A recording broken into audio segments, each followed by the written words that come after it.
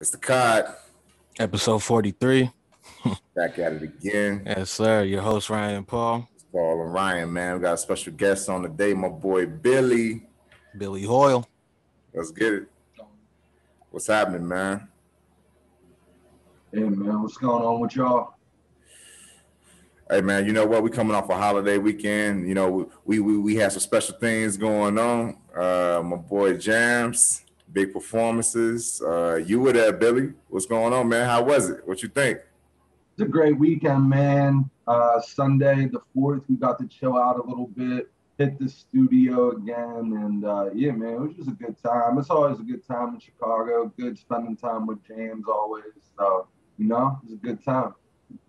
Yeah, man, I saw you had some other stuff going too, man. Go ahead and run us down. What's your 2021 looking like after the pandemic? So dropped a project in March with my boy BD called Beat Bully Hoyle. Then, you know, just kept it pushed to James. Me and BD got another couple lined up. We'll probably see another one before the end of 2021.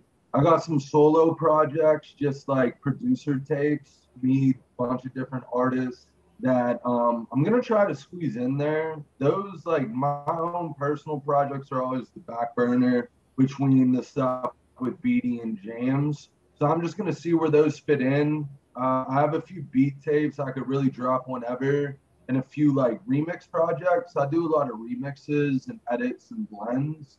I have about like 4 volumes of those. They're called Billy Bootleg, that I can really drop whenever. It's just finding the spacing because, you know, I don't want to be rolling that out or pushing it and it overlap with my music with BD or James. So just finding like that sweet spot where I can roll things out, man. That's really what 2021 and hopefully the rest of my life looks like, you know, figuring that stuff out. Just keep, you know, music pushing, being in and out of Chicago and in and out of some other cities, man. So yeah, man, it's exciting. I look forward to it all. There's a lot of figuring stuff out, but that's half the fun, you know. That's Yeah, no half the doubt. fun. It's definitely the journey, man. It's definitely the journey. How you for people out there who don't know you, run us down, man. How did you get into music? You know, what were some of your influences and just your story in general? Yeah, man, I'm a producer out of Pittsburgh. I got into music I started playing trombone in 4th grade. 6th grade, I took up the drums, and I played the drums all throughout middle school and high school. And just, you know, I was, you know, hip hop's the music of my generation. No So I doubt. was naturally drawn to that even, you know, elementary school. And after high school and college, I was a little bit lost musically. I didn't know where to go from. I didn't know how what I had already done musically translated into hip hop. You know, there wasn't a million YouTube tutorials on making beats. Software wasn't easily accessible. So I just didn't really know how to transition. And I got really into blogging, which is actually how I ended up meeting James. I was blogging at the time. I had a pretty popular blog out of Pittsburgh. And naturally, I found my way into producing. I was able to get some software and just kind of develop that craft over time to get to, you know, it's been a journey for sure, but music started with just being a fan. I was raised by my grandparents, so I was raised on a lot of Motown, really. Like Right. my earliest memories were really of Motown, and that was really an easy transition for me into hip hop because the music at that time, you know, there was a lot of sample based music, and they're sampling sounds that I knew from my grandparents. So that was an easy bridge. And, you know, at a certain point, I was able to explain to my grandparents that bridge. It made it very, you know, I was able to translate to that why that was the music of my generation, why I resonated towards it so heavily, you know. Mhm. And yeah, man, just been pushing and doing music ever since, really. But like 4th grade, I had like maybe after I graduated high school, I had like a year or two where I was just, I don't know, I was kind of didn't know. I was like, oh, I guess that's the end of it. You know, I wasn't gonna be in a band playing trombone or drums. That just wasn't really like all that appealing to me. And I'm not a good player. I was on the composition side, I was a little bit more literate, but as far as like playing the trombone or playing drums, like I wasn't very good, just so I enjoyed doing it, and I just enjoyed being around the creation of music, which is why blogging was like a really natural thing at the time. This is like late 2000s. And as a blogger, you just got into certain rooms, just even that studio session that we were at Friday, like if you look at a lot of the kids that were in there with us, like those dudes, if they were at the age they are now in the late 2000s, they would have been bloggers. Right. Like that's the natural transition of blogging. Like blogs kind of went away, but the Instagram pages that we see and everything, they are blogs. They're just not being carried out on separate web pages and everything. They're being, they're on Instagram, they're on Twitter as blogs, really. They have their own websites too, but that's kind of where like, they're really eating off of that. So that's who you see. And that's really what I wanted to be. I wanted to be involved in the process. And at one point, just sitting there and that level of involvement, just being around the creation, really wasn't enough for my appetite. So I had to get in and make the music myself. Yeah. So I remember they had a couple of different programs, and I think me and C talked about it. I know he knows about this stuff. Fruity Loops and what's some of the other ones, the early ones. I don't know all the names, but man, a lot of people, man, were just messing around, the beats, the drums, the trying to make beats. And I remember some of those early beats, man. It was like, man, this is rough, but yeah. So I use FL Studio, Fruity Loops. Okay. That's where I started at. I think that was like really accessible to a lot of kids my age. I mean, we had it downloaded in like elementary school because you could get the demo, you could download the demo. Some of the early ones I toyed around with were Reason. Reason was one that I know like a lot of people my age started with too, because I think you could get like a free download or something like that. Logic was an early one. A lot of people still use Cubase, Studio One. Those are some really early ones I remember. You still see a lot of people use Logic and FL Studio.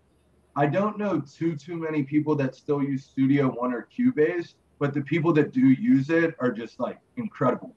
If you've been using the same software, and most of them really are capable of a lot of the same stuff. It's just the workflow that differs. So a lot of people who've been using those for like damn near 20 years now are such masters of it that, but yeah, those are some of the early ones. FL for sure, like it was kind of crazy. Like FL started or like was mainly known as like software that electronic producers use, and like the mid 2000s, late 2000s, like if you were someone trying to do hip hop or doing hip hop out of FL, you kind of got clowned a little bit. Like one, based off the name, like Fruity Loops Studio, it just didn't have like the same like name recognition and things like that. The default BPM at the time was like the standard 130, 140 BPM that you would see in electronic music. But like Ninth Wonder was really the person who made it like acceptable to use FL Studio and do hip hop. Those early days of FL Studio, man, like Neto and I were talking about it in Tunnel. Like the learning curve back then was so steep because there just weren't the YouTube tutorials. There wasn't like, there's a plethora of information out there now. Not all of it's good, don't get me wrong, but there's a lot of YouTube channels and just a lot of people out there with like such incredible information that if you're like, what took me like 5 to 7 years to learn about FL Studio just on my own or getting with people, you can learn in like maybe a year, 2 years now, just with like the wealth of information out there. And you mentioning that because really YouTube videos are everywhere, right? So you mentioning that Yeah, it's like is there a hierarchy of like producing and even anybody trying to get into the music of what do they call them, like the naturalists, or like or you know what I'm saying, the people who they want to start from the bottom, just learning it themselves step by step, versus the people who learn it on that accelerated YouTube program. You know what I mean? You know what I'm trying to ask? Like, is there kind of like a more respect in the producing world? Like, nah, you didn't. You know what I'm saying? You learn this way, but you ain't start from the trenches like we did. You know? so you can have everything at your disposal and make trash, and you can have very little and make gold. So it's all, but there is a lot of gatekeeping. I've been guilty of that in the past. It's it's something I've worked to, like, just trying to get out of my mind, like not be like that, because it doesn't serve anyone like that. No one really benefits from hating on the next man. Like, I'm gonna do what I do. I'm gonna do how I do it. I know what the end result's gonna be. What other people are doing is really no concern of mine, as long as the output's good. Right. And as an artist, sometimes you're in your zone, right? So you got projects that you got going on. You got your own projects. You got the projects that you're working on for different artists and stuff. And when I hear gatekeeping, I mean, you're 100% correct. Sometimes some people are just trying to block others' blessings, right? They don't want to work with them or put them on, or whatever the case may be. But sometimes you might just be busy. You might just be busy.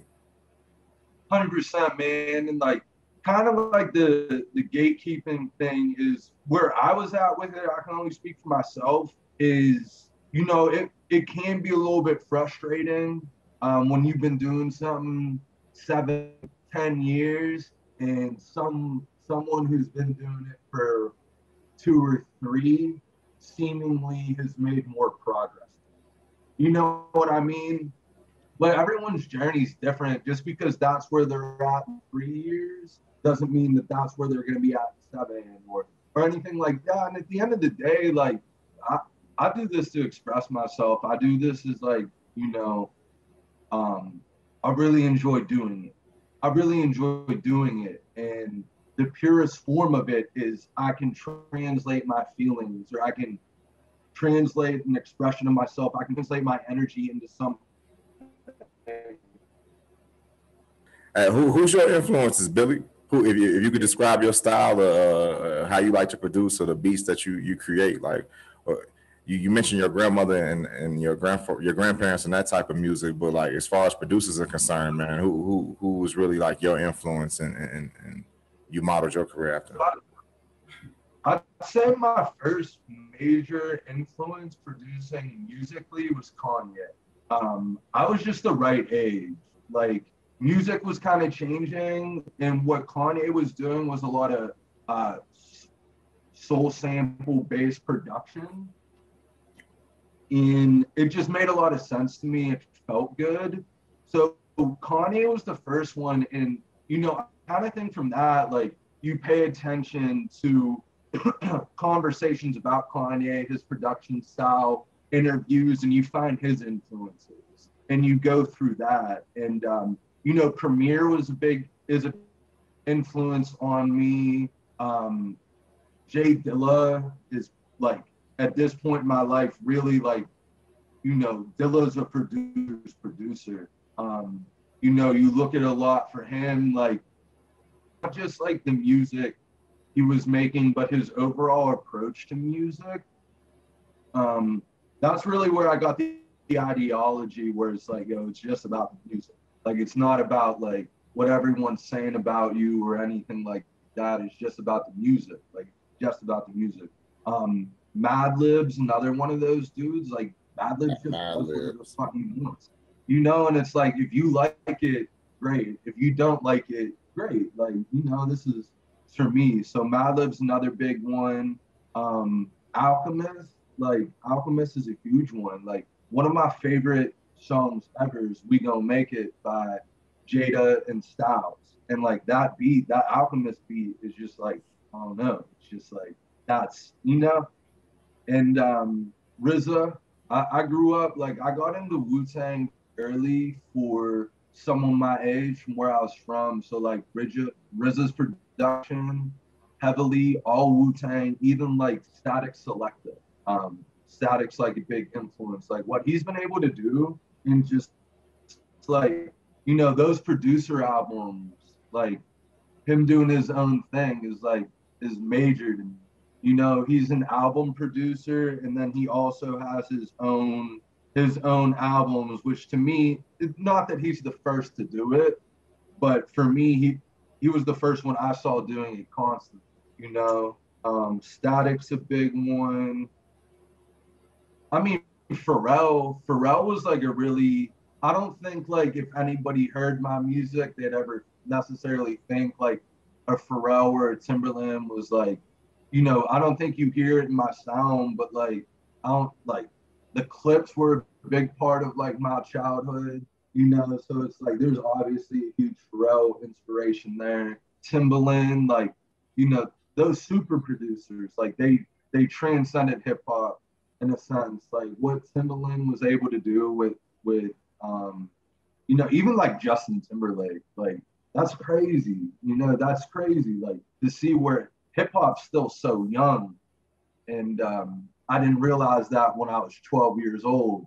You know, and to see what they were doing with hip hop at the time, and it fusing with pop music, and you know, yeah, I mean, Tim's a big inspiration. And then Big Germ from Pittsburgh has done a lot of work with Wiz and Mac. And it's like, bro, like Pittsburgh's not a big city. And to see someone doing that and doing it so well, and E. Dan, like that was really the motivation to get the software. There was these inspirations like Kanye and Dilla and everything, but like Pittsburgh didn't really, I didn't know that there was a scene in Pittsburgh. And then you hear about people like Big Germ and E. Dan really, really doing it. And there's plenty more. But those names, and that's where it was really like, oh, maybe I could do this too. That was like really where that inspiration for self, like to create came from. Hey, Germ and E. Dan, man, I know you sat down and seen them go to work before being out there in the bird, man. How as far as the artistic, you know, like atmosphere, sitting there and soaking up some of the sauce that they putting out. How has that influenced you? Uh, it's like it's still surreal to sit with those dudes or just even speak with them, because you know they're larger in my life. They're you know larger than life to me.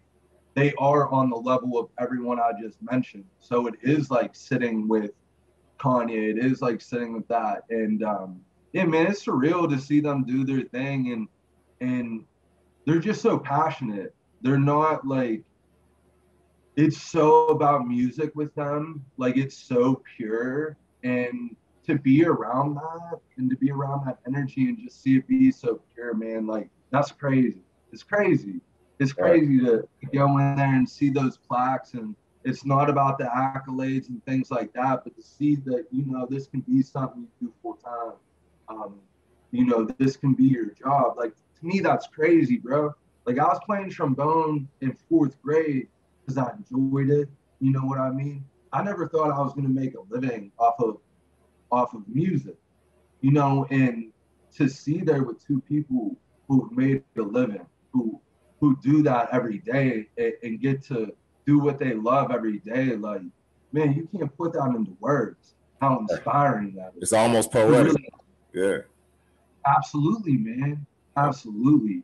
And to see that fire and just to see that love, the love that goes into something, and that pureness, like the selflessness that goes into it too, like no ego attached to it. Just this is what I love to do. This is me doing it, and really having no expectations of it. You know, it's beautiful, man. It's absolutely, absolutely beautiful. And you know, outside of the production shit, like Wiz and Mac were such big influence. Like being from Pittsburgh, like it's crazy, man. Like, you know, I got to see a lot of that firsthand too, where like just like one plane of glass right there that I could see a lot more with Mac. And, you know, it was tougher to say when I was younger that Mac was a big inspiration because he's a year and a half younger than me. You know, when you're in your late teens, early 20s, you don't want to say people, you know, I'm very comfortable saying now Mac Miller is a huge influence on, you know, most and anybody from Pittsburgh at that time. Like, not just what he was doing creatively, but just the fact that he was doing it. And, you know, Pittsburgh's a small city. To see someone, you know, do what he did, and like, even though he's not here anymore, what he's still doing, you know, like that's just unreal, bro. Like unreal. Like, we're not a big city, man. Like, we're not. The sports teams make us look bigger than we are a lot, but we're not a big city. There's no musical infrastructure here. And those dudes, like, you know, they all deserve statues for what they've done for the city and what they've done for kids like me, man, you know, and kids across the nation. Yeah, big facts. And I don't know if you ever watched the Versus. I'm sure you have, but yeah, like even when Swizz and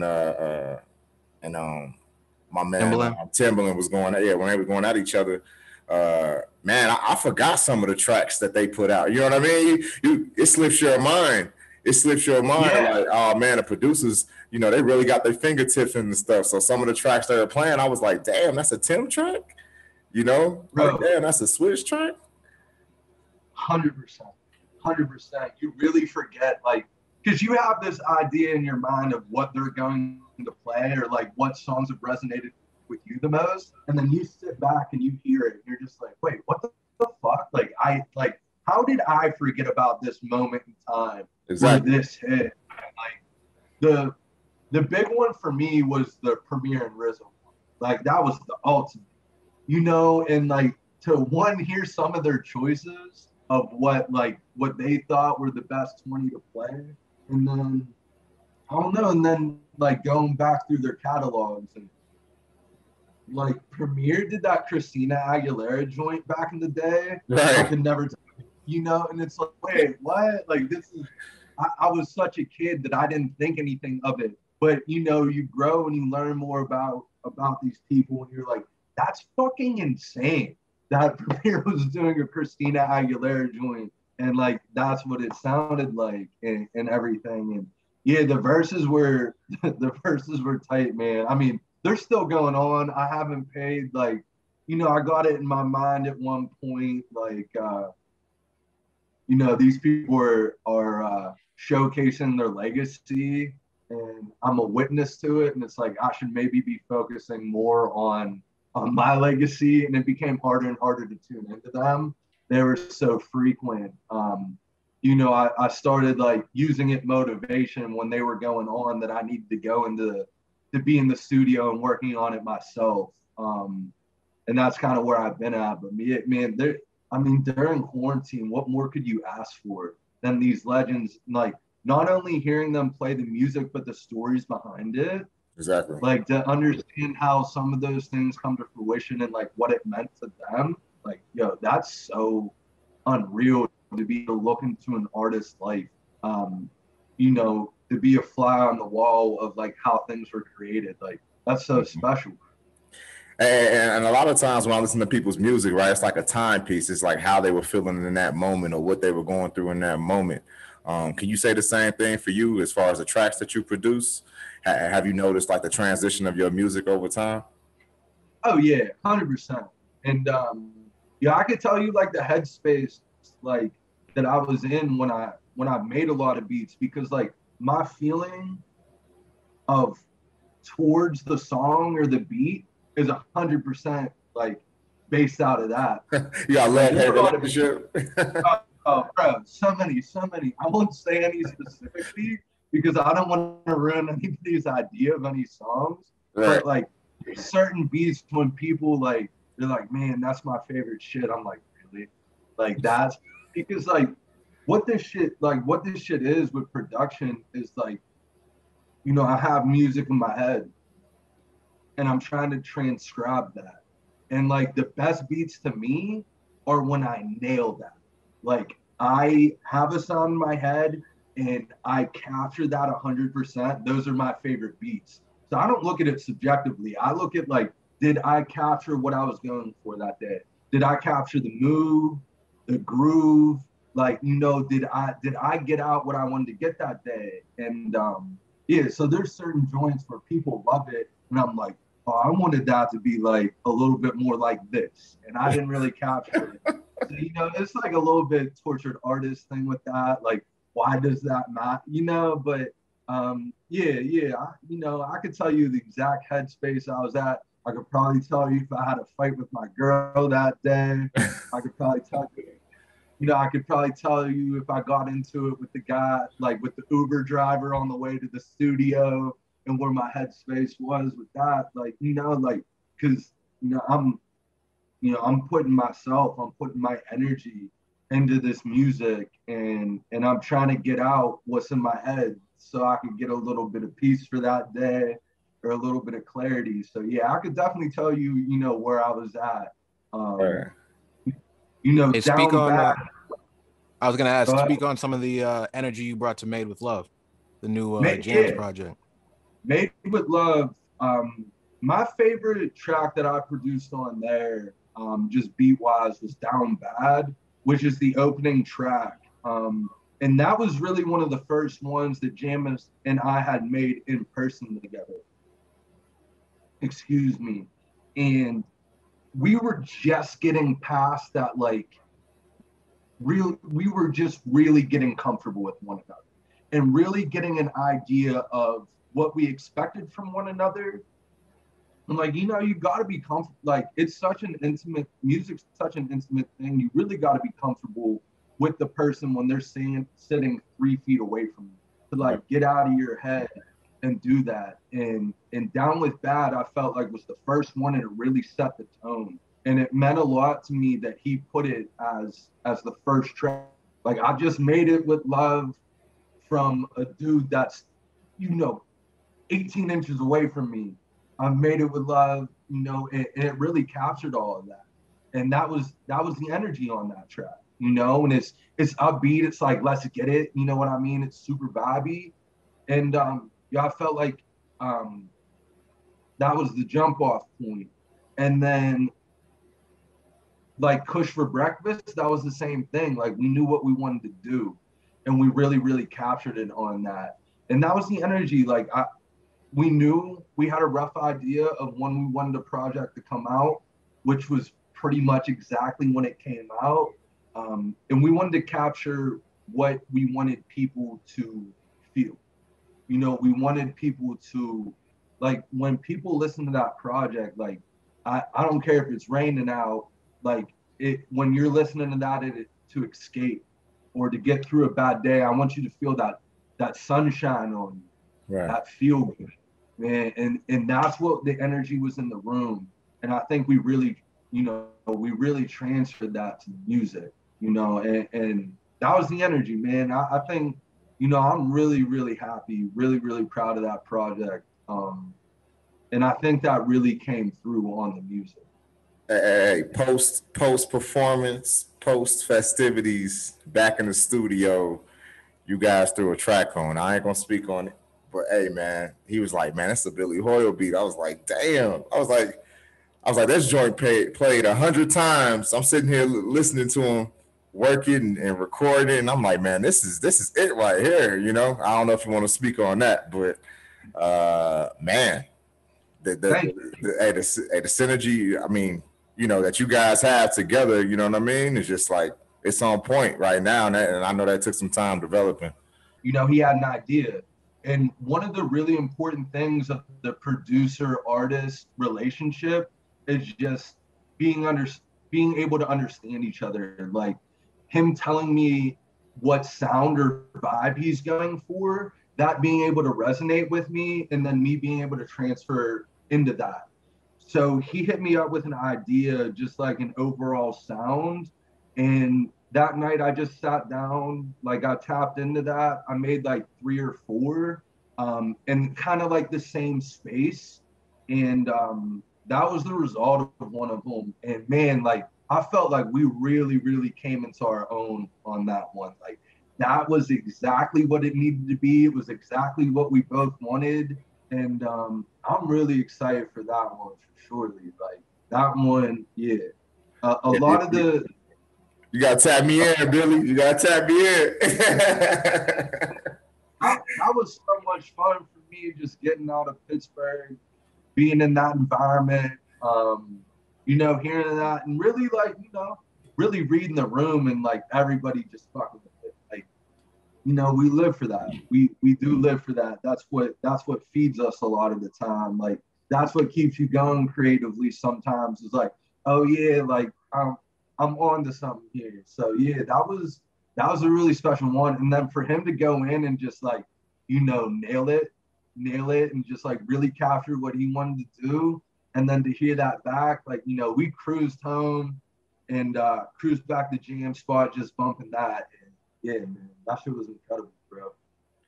Hey, we got a little bit over a minute, Billy. Just real quick, man. We appreciate you coming on, obviously, man. You know, the COD, we know what you do, you know, we appreciate you coming on and telling your story. If you had something to say to like new producers who are coming out or who want to get into producing and music, you know, what would it be? Some advice. Just keep going. You know, you're going to have creative droughts and you're going to have moments of being unsure and you're going to fight with imposter syndrome. But if you really love this and it's something you want to do and it helps you, just keep going, you know, keep moving forward. If you have to like step away from it for a minute and come back to it, do that. You know, find different ways to create, find different spaces, experiment. You know, a lot of time you get creative block. If you just experiment, a lot of times I get creative block. What I have to do is step away from it and realize I'm expecting too much. I'm expecting to sit down and walk away with something. That's not why I do this. You know, that's not why you shoot free throws. You know, it's not a game time situation. It's so that when you are in a game time situation and you know, it's fourth quarter and there's 20 on the clock and you're dead tired, that you can nail that. You can zone in and focus. You hit those creative blocks, like work through it, or step away. Billy Hoyle, what up? I can't lie, I was down bad. I can't lie, I was down bad. I can't lie. Look. I can't lie, I was down bad. Never stressing on what I don't have. You don't need to look back when you came this far. Put my back on the doubt, keep my eyes to the stars. I go pow wow, watch me drive slow. Babe on me from Japan like I'm Naruto. From Chicago, gotta let them know. Everywhere I go, introduce myself, but they already know who I am. I feel like I got the world in my hands. Woke up feeling like the man. It was storming but it feels like it passed. Look, I was zoned out, breaking down these mental walls. I don't want it all, it just keep on coming in. I got no complaints, me and all the bros going to the bank. Look, I used all my pain, I paint on the page. I'ma lose control, go all over the place. I don't care who's watching, make the ugly face. I don't wanna fall in love, I'm scared of heartbreak. I can't lie, I was down bad. Never stressing on what I don't have. You don't need to look back when you came this far. To my back on the doubt, keep my eyes to the stars. Zoned out, and I'm zoned out. You don't need to look back when you came this far. To my back on the doubt, keep my eyes to the stars. I'm moving forward, obsessed with the direction. Nobody gave it to us, we learned our own lessons. Been through it all, it's hard to surprise me. When I was in the Berg, it felt like perfect timing. Trying to figure out the purpose that I'm providing. Make music if you grinding, and that music if you crying. I make that music make you think about your legacy. Ask yourself, why you living like you dying when there's much more? Life is abundant. In high school, I was failing the subjects. I followed my dreams, now I'm blowing the budget. And these Billy Hoyle beats feel like cookies out the oven. There's nothing you can tell me I can't do, I'm too capable. Hit that rock bottom, bounce back, I'm unbreakable. J-A-M-S, the flow is unmistakable. Been through it all, man, I'm too relatable. And I'm zoned out. zoned out, zoned out, zoned out, zoned out, zoned out, zoned out, and I'm zoned out. I can't lie, I was down bad, never stressing on what I don't have. You don't need to look back when you came this far. To my back on the doubt, keep my eyes to the stars. Zoned out, zoned out, zoned out, and I'm zoned out. You don't need to look back when you came this far. To my back on the doubt, keep my eyes to the stars. They say you don't judge a man during his struggle. You judge a man on how he bounces back from that struggle.